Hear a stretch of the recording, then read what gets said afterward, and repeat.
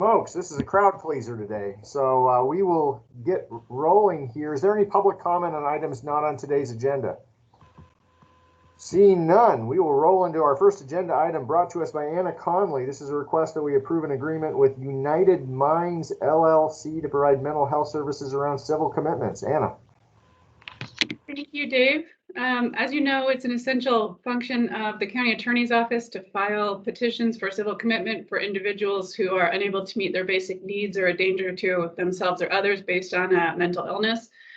And as part of that process, we use certified mental health professionals. We call them MHPs, and we rely heavily on their evaluation of individuals to make our decisions with regard to petitions and proceeding to hearings on petitions. And then they're also usually our key witness when we go to hearing, which we regularly do in court proceedings with regard to civil commitments. We've had Western Montana as our provider of MHPs for a long time. We did an RFP for MHP services for the year starting July 1, and we received a response from United Minds LLC. This LLC is made up of 3 members who are all 3 here to introduce themselves to you because it's a 3-year contract and because I know you have a real interest in mental health issues in our community. So I wanted to give you an opportunity to see who we're going to be utilizing for this 3-year contract. It's an interesting contract because they have to be available every single business day of the entire year for us. And so if we don't have an MHP, we don't go to a hearing because we don't have a witness to prove that the person actually meets the criteria for commitment. It's an absolutely essential service, and it's also essential that we trust the opinion of our MHPs and the judgment of our MHPs. And it's also essential that the public defender, which represents most respondents in these proceedings, trust the opinion and the judgment of the MHP. And these 3 individuals who make up this LLC are well established in our community as certified MHPs that our office trusts and relies upon, as well as the public defender. The public defender had a role in the committee that evaluated this solicitation and this response. So we're all very, very excited for this 3-year contract for 24, well, for not 24/7, but for every business day coverage for MHPs for our office in civil commitment proceedings. It's $120,000 the first year, $125,000 the second year, and $130,000 the third year. And we're especially excited that this is a 3-year contract because we've had a lot of changeover with the MHPs that we've been utilizing. We never really know who we're going to get. So we're very excited to have some sustainability and some sort of predictability in the process. It makes our job way, way, way easier. So Kiki, if you want to introduce yourself, or if commissioners, you have any questions? No, let's hear who these United Minds are. So please. Hey everyone, I don't think you can see me. I've been trying for the last 5 minutes to get my video to work, so I apologize. We can see you. You can see me? Yes. Okay, good. That makes me feel better. So yeah, we are United Minds. We're 3 clinicians that have come together to help with the civil commitments over at the county courthouse. We've been doing this for a number of years and we've really enjoyed the job. So we're really excited to start moving forward with you guys and helping out with the civil commitments. We have known Eli and Susie for a number of years, and they've been a pleasure to work with. And so we're really excited to get started again and get back into the groove of things. Thanks, Kiki. How about your colleagues?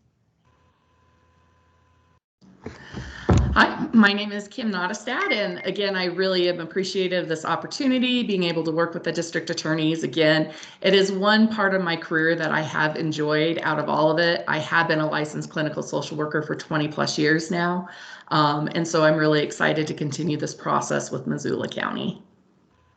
Thanks, Kim. Great. Oh, you're muted. All right, am I good? You're good. Okay, I'm Shannon McNabb, and yeah, just to kind of reiterate what Kiki and Kim said, all 3 of us have worked with the county, and specifically Susie and Eli, for quite a few years, and really developed some great professional relationships, and have really enjoyed what we do, and we're very much looking forward to continuing on full-time with the county, the 3 of us. Predictable. So thank you so much, and we look forward to meeting some of you. Yes, thank you. And let the record show Commissioner Slotnick is with us. And any questions?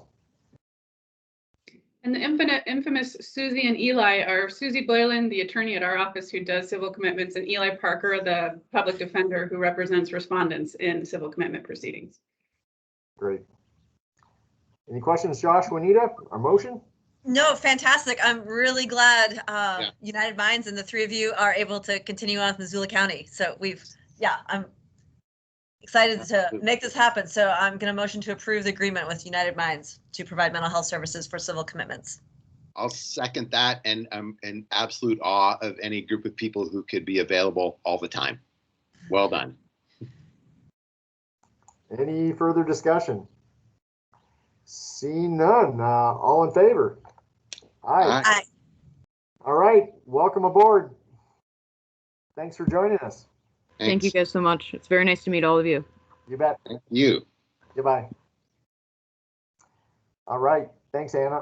All right. From civil commitments to recreation ambassadors. Chet, we have a request to authorize or to approve an MOU with Montana Fish, Wildlife, and Parks and the Clark Fork Coalition. Yeah, thanks, Dave.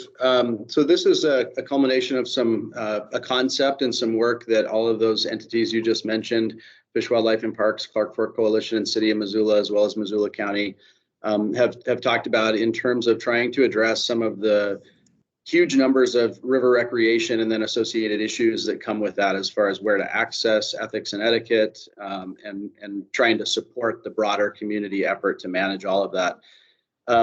So this MOA is intended to develop a pilot project of up to 4 river ambassador positions. The county would contract with the Clark Fork Coalition to have them bring these folks on board and then work in collaboration with the other entities, the City of Missoula, Fish, Wildlife, and Parks, on their day-to-day management in the field over the course of this summer season.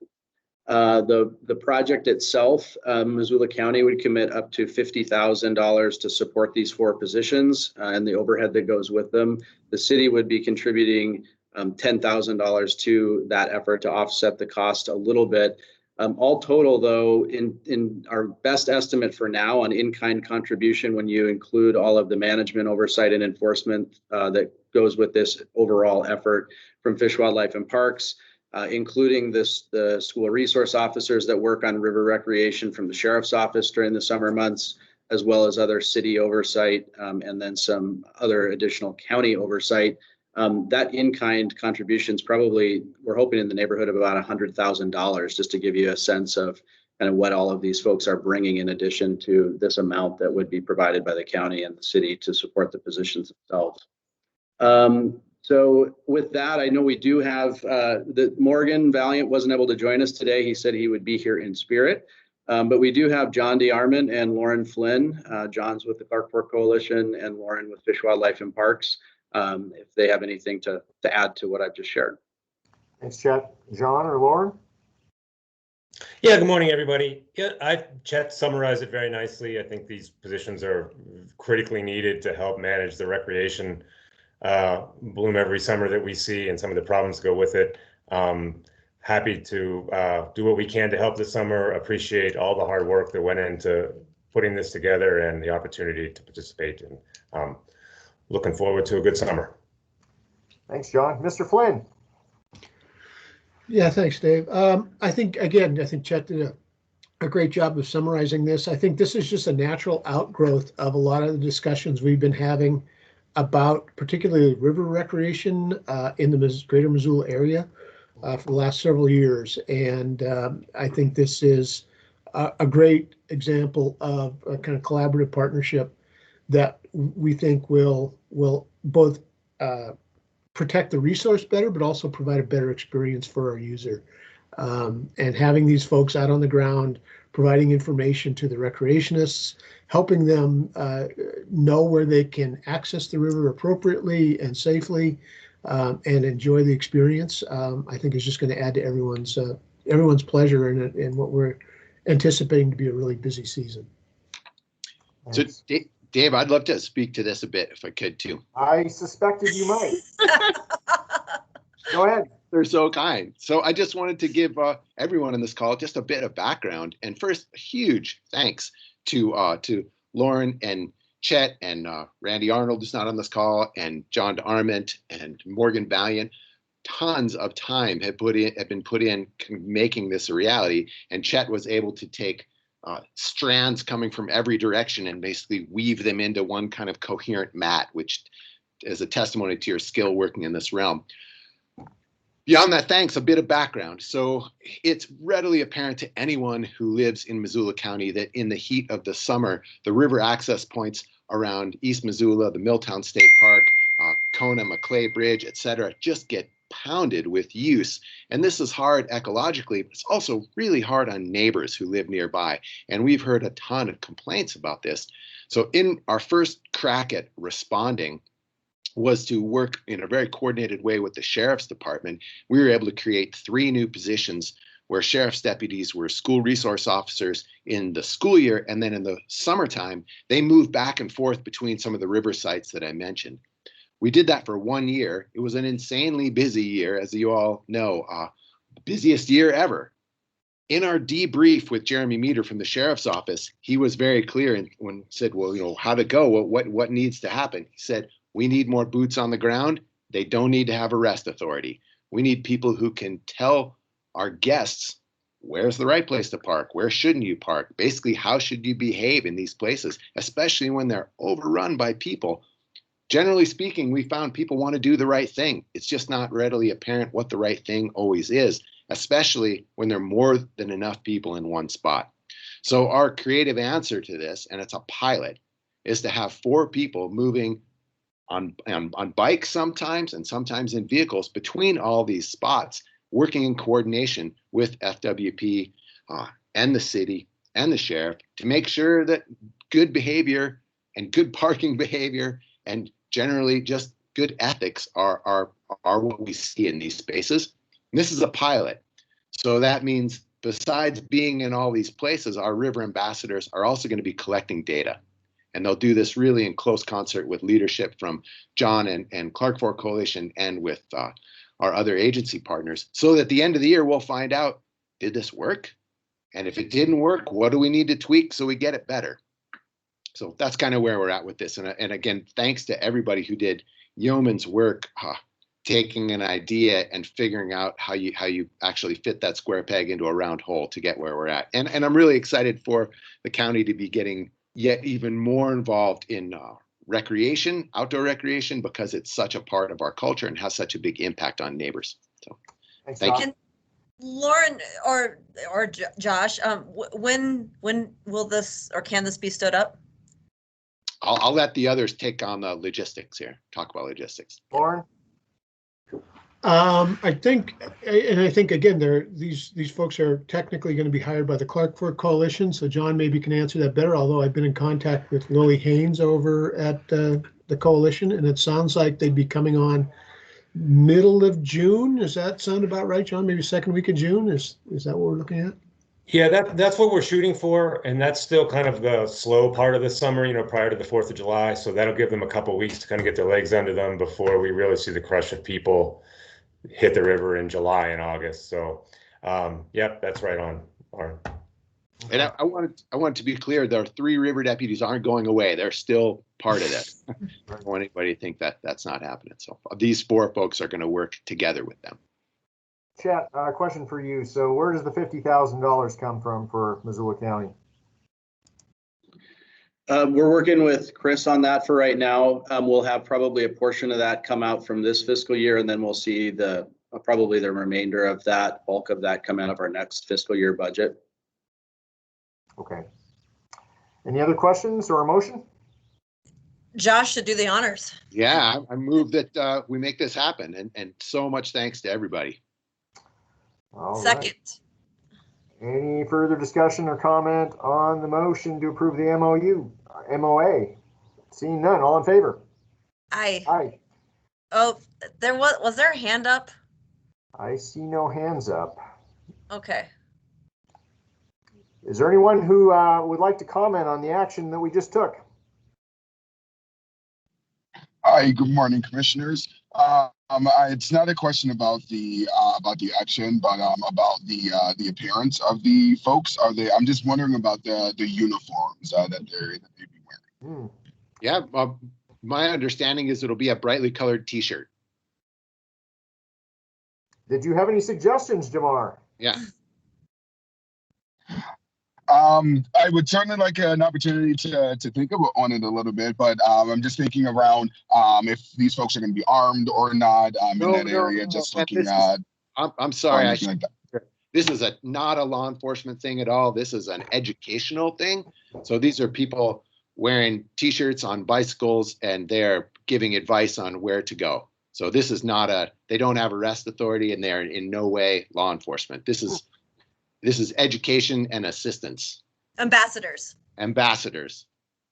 Although we were open to the idea if the outfit could look like a hero of some sort, maybe spandex involved. I don't know, but we're talking about young people on bikes who are armed with information and kindness. Excellent, thank you. I'm on board for wearing spandex as part of the uniform. Okay. We'll get you an honorary outfit also, Jamar. So a little more background here. When the sheriff's folks brought this to us, like, we need more people that don't need to have arrest authority. And my first response was, well, great, we can have these folks work for you. And they said, no, this is not a law enforcement function. We don't want people out there being junior law enforcement. This is around education and assistance. So we heard that loud and clear from law enforcement. All right. Well, let us move on. Thanks, everyone. This is a good piece of work, and I look forward to seeing these folks in action. Thank you all. This is county government trying to be responsive to the needs of the county. So yes. That's what we try to do. Okay, Chet, we have a lease agreement. Yeah, commissioners, this is an extension, an amendment to our existing lease for the space that we're in here at 127 East Main, the Radio Central building. The landlord had reached out to us wondering about our interest in potentially extending our lease, and it ended up timing out well in anticipation of the potential move to the federal building for us to bridge the gap where we would not have had our lease cover a couple of years in that in-between transition. So this will extend our lease from 2023 out to 2025 and give us an additional year if we needed it to add to that. The increase in cost will bump up the square foot rate about $3. And that rate is a fair bit lower than the going rate for other properties here in the downtown area, but also in the building, both above us and then below us. And Andrew Chorney helped me take a look at those numbers and felt like this was a pretty reasonable amount. In addition to that, we'll be receiving a little over $88,000 in tenant improvement costs that'll be covered by the landlord. Those will be for things like enclosed office spaces for our managers who are overseeing staff, as well as some other sound issues that we've got with open workspaces and trying to make it a little bit easier for folks to have conversations and get their work done. There's a couple of other things just associated with the construction that's been going on within our office space to get some adjustments made. An example of that is window blinds for the new windows that they've put in. So some things that have just transpired over the time that we've been in the building here. I think that's about all, unless there's any questions from you all. Questions or Nope. motion? Glad this is going to happen. So I move to amend the commercial lease agreement for CAPS office space. Glad you still have a home. Yeah, it's really important that you guys have a good home too. You guys do great work, and we need you to be in a space that works. I think that was a second.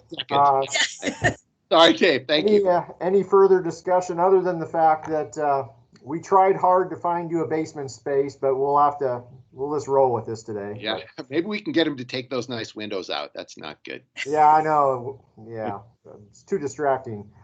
Okay, any further discussion? All in favor? Aye. Aye. Okay, you can stay living. All right, thank you. Are. Thanks. Okay, who does not like talk of acquiring a roadside mower? Eric Dixon, what do you have for us? Well, I certainly enjoy talking about these. Of all the things that we do out here and all the things that we need, you would think that tractors with a mower on it are not one of the most important items, but they in fact are. I don't know if you recall, a few weeks ago, we brought a previous mower purchase to you. And you know, as I mentioned, this is a pretty important service that we provide. And one of the, I think, more overlooked functions that we that we do offer for road maintenance work. And we traditionally have had two mowers, and one was a 1990 model that last fall was damaged beyond repair. That was the one that was replaced a few weeks ago, and we do have a second mower that's a 2002 vintage. And a couple years ago, we put a fair amount of money into rebuilding that and making a long-term investment. But you know, still for the past several years, we have not been able to complete all of our roadside mowing. Sometimes it's a combination of staff availability, but more often it's the fact that the mower was in the shop more than it was on the road. So with the investment in the newer mower, we're going to move that one up to Sealy Lake so that they can use their staff to complete mowing in their area rather than sending some of our staff up there. And then we are requesting to replace that mower in the Missoula shop with this mower. And we are attempting to diversify its use in the future. We have included a front mount PTO with a 3-point hitch so that we can run implements if we ever decide that they are of use. So we could run like a snow blower or broom or things like that, potentially on trails or even on roads as we may need. Eric, so this is different than the mowers that we were utilizing the trail bond funding for. Is that correct? This is a much heavier piece of equipment, so not recommended for use on those trails. The width of the wheels is going to put a lot of weight right on the edges of those trails, so it's not something that we would use consistently. It would be more for you know, with a snowblower. Certainly we could clear drifts from roads and trails. We could use it, as I said, for sweeping in the spring, depending on where we are, which trail we are using. You know, some of our roadside or trails that are attached to the road are a different construction that are a little more accepting of heavier weight vehicles. So it could be used in different places, but not primarily on trails. Eric, I'm just out of curiosity. I'm wondering how big this tractor is and how many horsepower it is. All that I don't know offhand. It's I don't know if anyone's familiar with the John Deere model numbers, but it's a 6110. So I don't know what the operating weight of those are. I don't know if it's 8 to 10,000 pounds or more, and then with the attachment and counterweights. Yeah. Yeah, I love those tractor. Those 6110s are the best. All I know is that because it was on the quote that came to me, so I don't know what the research that goes into it is, but that is the recommended size. And so this tractor comes with the mower as well. Yes. Right.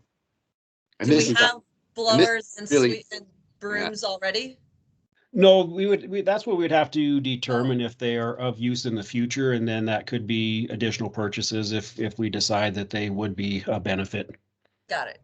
But we are just equipping the tractor now to be able to use those, and it's a pretty small investment for that potential use at this time. Yep. Great. Go forth and mow. Yeah. Okay, so that was Josh's motion. That was my motion. Okay, Juanita. Second. Any further discussion on purchasing this mower? Seeing none, all in favor? Aye. Aye. Okay, sticking with you, Eric, we have a request to authorize the chair to sign an agreement with MRL for installation of concrete crossing surfaces at Beckwith Street in Frenchtown. Yes, and if it's okay, I'll just maybe address both of these these items together. They're Sure. just two different locations, but MRL does require a separate agreement with each one. So, you know, with any at-grade railroad crossing, we of course have the privilege of paying for MRL's improvements, but it is a benefit to our maintenance for the condition of a crossing when we're going around or going across them with snow plows or any pieces of equipment. Those old timber crossings just get so rough, and it's an issue for us and our equipment, but I think it's also an issue for the public, whether you're driving in a car or you're trying to cross them on a bike or on foot. So and we met with MRL and MDT staff last fall, looking at all of our at-grade crossings, and these two, Beckwith, which has 2 crossings at one location, and then Ducharme Street right in the heart of Frenchtown. Both of those were actually 3 of several that were recommended for improvements, and MRL is able to fit those improvements into their schedule for this year. We've been talking about it since last fall, so we were budgeting for it because we do have to purchase the materials, but then they provide all the labor and equipment to make the improvements. So we'll continue to work with them on these crossings and others in the future, but it is, as I said, just an agreement that we have to purchase the materials, and they need this agreement in place before they can order the concrete panels for the crossings. Great, thanks. Any Great. questions? No, and thanks for explaining the difference in price. So yes, I motion items 5 and 6. Glad this can get done. I'll second that. Any further discussion on these railroad crossings? Seeing none, all in favor? Aye. Aye. Great, thank you. Thanks, Eric. Kyla, we have a board appointment or appointments to OLC. Yes, good morning, commissioners. The Open Lands Citizen Advisory Committee Administrative Subcommittee has recommended moving Deke Tidwell to an alternate position due to schedule conflicts. So we have 2 motions before you to move Deke Tidwell as first alternate to fill the remainder of that term through December 31st of 2021. And the second is to request the first alternate, Carly Lewis, to move to a regular member position, filling the remainder of that term of December 31st to 2023. And if you have any questions, I believe Lori's on the line as well. Thanks. And we can just do this as one item here if someone wanted to move what Kyla just said. Okay. I would motion that. Make that motion. Second, and I'm glad we can keep Deke and Carly on the committee. Fantastic. So, yeah. Great that they want to stay. Very good. Any further discussion on this? Seeing none, all in favor? Aye. Aye. Aye. All right, thanks, Kyla. Thank you. Next, we have a piece of correspondence. Is there anyone here to speak to this? I believe this is just that we took action on, or we were signed earlier in the week. Who is speaking? Hi, I'm Amy Krzyk, here representing Partnership Health Center. Yes, Amy, go ahead. Hi. So yeah, I am a program development manager at PHC, and my work focuses on health equity and community outreach. So we're just seeking your support for a CDC community health worker grant we are applying for in conjunction with the health department and All Nations. This grant would bring about 8 community health workers to Missoula. And I know you were just at our fairgrounds celebration just a couple of days ago. So this is kind of the next phase, is really bringing people into communities, meeting people where they're at, as we move into the next phase of responding to COVID in Missoula County. Thank you. If I'm not mistaken, I already signed this, so hopefully nobody has. I believe so, yes. I'm just here if you had any questions. Yeah, just thought I would be here. Josh or Winnie, any questions on this? Nope. No, Thanks. we're really glad that you're doing this work. It's great to see PHC expanding the bounds of what an FQHC could be. Awesome. Thank you so much for your support. Thanks, Amy. All right. So all of that up until now is just build up for this next item. So we have an update on the downtown master plan. Linda, you want to kick this off? Linda and John? Yes, we do. Thank you so much. You guys are fast and furious. Holy cats.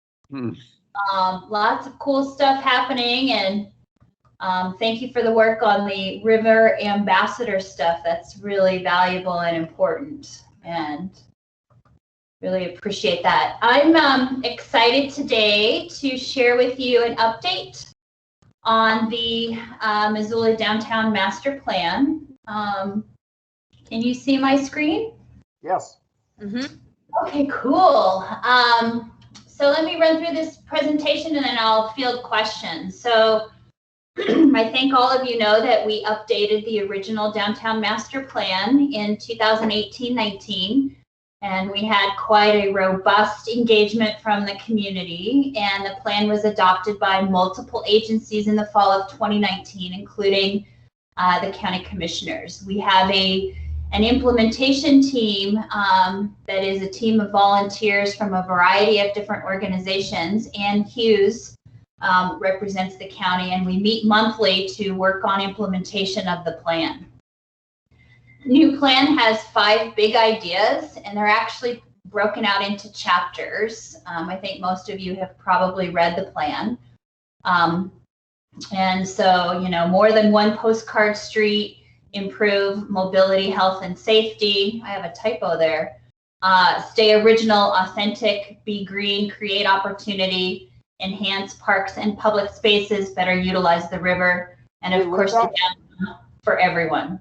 Linda, are you intending to advance the slides? I am advancing the slides here. Are you not seeing them? No, I'm just seeing the opening screen. Maybe if you put it into presentation mode. I have it in presentation mode. Darn it. My apologies.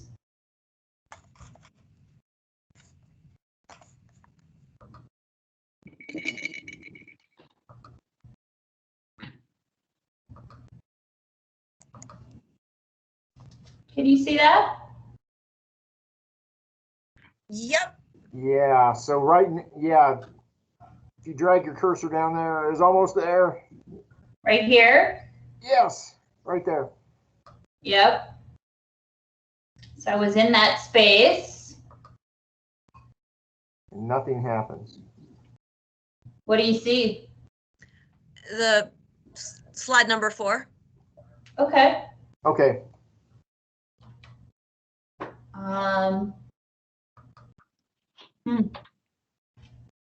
Now I'm having, did it advance there? No. No. Oh man, really? Well. Violet or Annie, any suggestions here?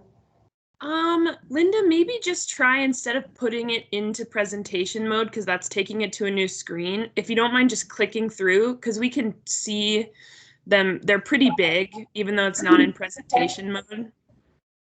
All right, so you can see the slides now as I'm clicking through? Yep. Yep. Yep. All right. So we have quite a robust team of volunteers serving on the committee. We meet monthly. Ann Hughes is the county's representative. COVID's been, of course, as you know, a very interesting year. So we did a lot more of additional planning and deeper diving into specific areas. Some of these things you're familiar with, some you may not be. So first, the Missoula Downtown Heritage Plan, completed and adopted in early 2020. We are now doing 5 curated tours, and we've actually started up the new season. We have 3 tours every single week from now through September. We also did some legacy dinner tours last year, and we've got some new programming coming down the pipeline. So some cool stuff happening there. We also have the North Riverside Parks and Trails Plan. That was a deeper dive on parks and trails north of the river from California Street to Missoula College. Just as we were preparing to roll that out to the public is when the pandemic hit. But what really was cool last year was Nathan McLeod with Missoula Parks and Recreation was was the Downtown Employee of the Year for the work that he did on this project. We did go through a multi-agency adoption, and we have a number of different projects underway, including the stormwater infiltration project in Caras Park, the flattening of the Green Mound, and rebuilding of the amphitheater seating. We're hoping to do that this October if we can pull the funding together. We've got some work happening on the Higgins Ave Bridge, downtown Lions Park, and some subcommittees working on gateways at Ryman and Patty. This is an overview of the Caras Park area as rendered by Dover Cole and Partners. And this is sort of the long-term vision. We are focusing this year on this area specific here because we have the Higgins Bridge under construction and we have the infiltration project happening. So exciting stuff in the park. We also have underway the West Broadway plan. So that section on West Broadway between the river, Russell, California, and West Broadway, we're taking a deeper dive with the leadership from Dover Cole and Partners to really look how to improve that area and provide some additional housing. The city owns a number of different parcels in that area, looking to relocate some of their Missoula water staff, so that creates some opportunities. We also have ready to roll when the time is right, a community visioning process for the Payne Block. That's the former library site. Thanks to the Missoula Economic Partnership and the MRA, we have the funds together. We're going to hold off on this visioning process till we have a better understanding what the COVID impact is on our community. So it's likely that this will take place next winter or summer. Also underway is the Higgins Avenue analysis. So this is an assessment of Higgins Avenue from Broadway to Brooks. The city did award the contract to Kittleson and Associates. We are going to be focusing on safety and utilization of all modes of transportation. And it's possible that this could connect well to the Brooks Transit Corridor Plan. So that plan really emphasizes transit services in the center of the street. And, you know, that could come up Orange Street, or it could come up Higgins Avenue potentially. So we'll be looking at those options and their strengths and weaknesses and how that might better connect downtown to midtown. So you'll be seeing some public outreach on that project here in the near future. We also have under contract, thanks to MRA, HDR Engineering working on the conversion of Front and Main and the access to the Caras Park, or sorry, the Kiwanis Park area. So this has been in the downtown master plan since 2008. And, you know, we've done quite a bit of work on it, but this particular project is an effort to have a shovel-ready project in the event that the federal government were to release some funds for infrastructure improvements. Converting the one-ways to two-ways will improve safety, improve access to businesses, improve access to our parking structures, slow traffic down, and create sort of more complete streets. So if we could get this done, that would be a huge win. We also have, in addition to planning, some major projects underway. So we do have now the Downtown Missoula Heritage Trail, and we have you know, blended that together with our wayfinding plan of 2013, and we got our first information kiosk and medallion poured into the concrete in front of the new library. The next anchor that we're working on is the Missoula Art Park, and we hope to have that done hopefully in the next 30 to 60 days. The third anchor will be in the Zach area, and of course the last one in Caras Park. Anchors provide information and access to restrooms, and then anybody can do the self-guided walking tour on their own pace throughout downtown. Hey, Linda, I'm sorry, I don't know where the art park is. Is that right next to the art museum? Or Yep. Okay. Yep. It's the intersection of Pine and Patty, the Missoula Art Park. Okay. Thanks. Yeah. I love that intersection. Yeah. It's been a really nice addition to downtown, especially last year. We had a lot of band set up and play just outside to the community because they lost so many other performing opportunities. So, you know, it's really a cool space in downtown. Yeah. We have also completed a downtown alley inventory. We did a block by block inventory of 44 alleys. Those are ones in zone 1 of the business improvement district. And we really looked at all the different details that are in an alley and put forth some recommendations and some alley improvements. This is my favorite picture in the slide because it helps give sort of some vision and some ideas of what alley activation can do for a downtown community. We have a number of miles of public infrastructure that we basically ignore. So we're hoping this year we might be able to get 1 or 2 alleys doing some art and lighting and some greenery projects. So another fun project that we're working on. And we have some art murals in the works for this year as well.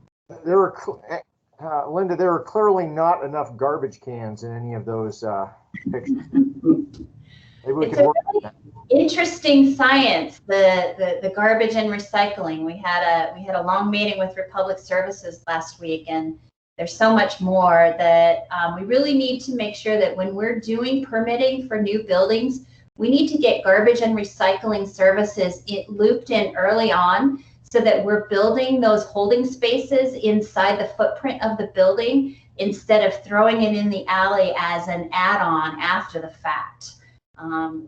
That's an important part of what we can do to better utilize these spaces is incorporate, you know, garbage and recycling into the design of our buildings downtown. Great idea. We know, as you know, that the Higgins Ave Bridge is underway, and MDT is actually looking at installing the stairs this week and next week and moving over to the other side. So it'll be really exciting when this project is done. It's been a long time in the planning and construction, but it's going to be a huge improvement for our downtown. And, you know, as you know, there's also a renaming of the bridge coming up. So it's already done. It's done. Okay, so it's done. It is now no longer the Higgins Avenue Bridge. It is Bear Tracks Bridge. Wow, how did that happen so fast? I didn't know that was already done. Thank you for sharing that. It's because Strohmeyer was on it. Yeah. You know, the thing about the downtown master plan is this committee doesn't take credit for everything that happens. Lots of things happen outside of the committee, as you can see. And, you know, downtown as the heart of the community, everybody is vested in its success. And so lots of things are happening that aren't necessarily, you know, connected directly to what the committee's work is. So that's a really good example of that. Thanks to your support and a significant investment in our community, the library was really one of the most incredible accomplishments of the decade, not just the year. And we are so happy to have that here in our downtown. What a wonderful addition, you know, a new anchor for our downtown. And everybody is super excited to get in there and start using what's there. So super awesome stuff happening. The Marriott AC Hotel opened end of March. That's a $21 million investment. 105 guest rooms, a speakeasy, a rooftop bar. If you haven't been there, go check it out. The rooftop bar won't be open until a little bit later. I understand there's some conflicting information coming out of permitting. What one department wants, another department doesn't want. So they're kind of caught in the middle on that, but they think they're going to be open by July. So that's pretty awesome. And make no mistake, that is not county permitting. That would be the city of Missoula. So we take no responsibility for that. I have no idea what the departments are, but I think it's been a little bit challenging this year, primarily because of COVID and people working from home and not meeting in person. So, you know, it definitely has an impediment to moving things forward at times, but so it is, and things are picking up, and we're excited about that. The Wren Hotel, still under construction, hoping for an opening later this summer. That's a nearly $9 million investment, 73 guest rooms, and a couple of retailers. There are 2 more retail locations to be available as well. And of course, as you all know, we've had a lot of other investments in our downtown. The Radio Central building is really coming along nicely. What a cool, huge surprise that was for all of Missoulians when they pulled the facade off. And we've had lots of smaller business upgrades and renovations. And then interestingly, our business activity during the pandemic matched that of prior years. So we had a 2-to-1 ratio of openings to closings. So more businesses opening, including food and beverage businesses, than what closed during the pandemic. And Missoulians really came out in droves during fourth quarter to support locally owned businesses. Our downtown gift card sales shot up 18% in 2020 from the previous year. We're selling about $450,000 a year in gift cards, but we have a lot of new businesses that have moved into the area, some relocations, some expansions, and of course some relocations out of downtown as well. So John Corwin, our business development director, tracks all of that on a regular basis. And we have some new and exciting businesses opening up this year as well. Housing is the big topic, as you all know, and we do have lots of things underway, including the Clay Street micro apartments that I think will be opening this fall, a conversion of the downtown motel, of course the Ponderosa, and the Reed is going to be under construction, plus some other projects that I know you are familiar with. So we're happy to see those projects coming to fruition. At the University of Montana, we also have the Innovation Campus under planning. So Montech is looking at doing an expansion on that site and maybe adding another building. They've done a feasibility study and they've put out an RFP for a private partner. So more to come on that, I'm sure. And then of course, the beautiful federal building, we are really hoping that the city-county acquisition will happen and that we will have occupancy of this building that really deserves some grandeur investment. One of the chapters that we have in the downtown master plan really focuses on inclusivity, and that's obviously been something that we've been talking about for a long time. And so there is a community-wide analysis on disparity and racism, and there is a lot of people working on creating that pro-equity agenda to advance those things. So all good for Missoula. Also, Mountain Line is implementing the bus stop master plan, and they will be completing that project this year.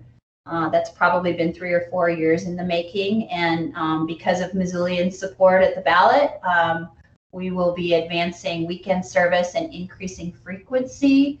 And we also have a lot of sustainability initiatives happening there with the conversion of the fleet from diesel to electric. So all of that actually is referenced in the downtown master plan as well. So that summarizes my presentation for today. It's really valuable for us to be able to give you a regular update on what's happening and then to field questions from the commissioners or county staff or others. Thank you.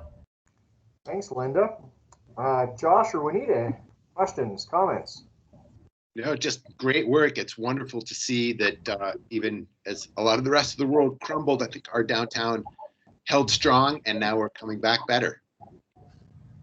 Yeah, this is a great presentation, Linda, and so timely too. So thank you, as we all get ready for the summer season and appreciate and participate in these.